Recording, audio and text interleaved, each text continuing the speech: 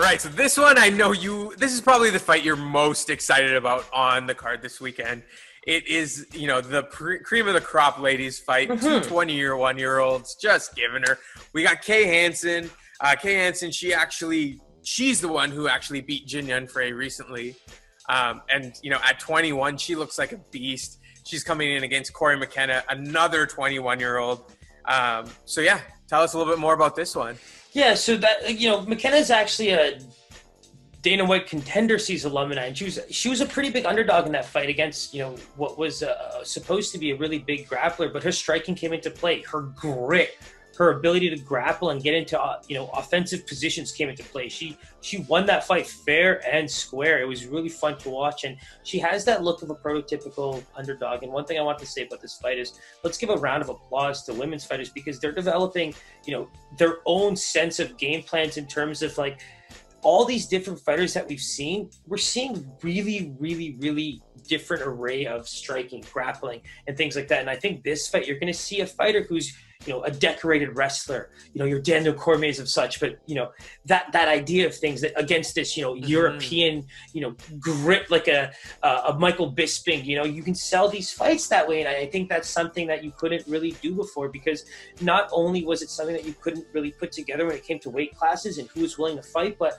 right now we have such good talent that we're able to kind of really sell these fights. And that's what I'm excited about. I love that analysis, man. That was a great comparison, and kind of something that, like you said, the casual over here, that gets me excited. You know what I mean? Definitely, because those types of fights that you want to see, the people that everybody wants to talk about, but the person that kind of you look and you're like, hey, that last fight, that wasn't no fluke. Like you withstood a lot there. And so between these two, 21-year-olds, where do you see kind of the advantage going? So here's the thing. When you talk about these kinds of fights, right, you have to give the advantage to Hansen. You just have to. And to me, it's like a -250 to a -300. Like, you just can't see that any other way, because anyone who knows fighting is going to know her. But then you look at what McKenna did on, Dana White's Contender Series, the type of fighter she is. She's, in a good sense, I think she could be a +140, because I just see the hype behind Hansen too high. But +250 might not be out of the question. Yeah, and I mean, I remember even, before even looking at this card, your excitement behind, Kay Hansen back fighting, like, so excited to see this girl. And to be honest, it seems like we might get some good value on there, because she's only, about a -200, 220 favorite. But what's funny to me, Pies, is that's the thing, right? In this fight, and not to compare it to my boy Cormier, your boy too now, I know you love him too, but that Vegas trip, baby, let's DC. Get it. But we were there. Steve Bay, that double champ. I love those guys. It is interesting in this case, because that grit might last, man. It still took her a little bit of time to catch Jin Yunfei and catching that armbar, And so one thing I'd want to say is that juice on McKenna, who seemed to have that youthful striking, a little bit of footwork to bring to the table, something that might be able to, at least try to defend some of these takedowns, because that's what's coming. I just see Hansen being the favorite and it being ridden out all week, because, McKenna just seems like that kind of fighter that people are going to look at and just won't see what you kind of saw on Dana White's Contender Series. If you analyze that fight, you analyze what she was up against, you see that adversity, maybe she gets some juice. But, I mean, in your history of seeing the line movements and what we've kind of analyzed, what do you think?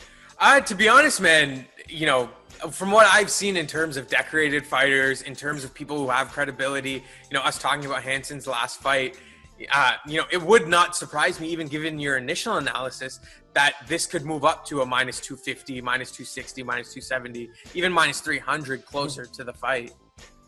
And that's what kind of scares me sometimes of some of those fights where we rely too much on that Rocky Balboa story, Sometimes it just happens, like it goes like the first Rocky. That's why Rocky's my favorite movie.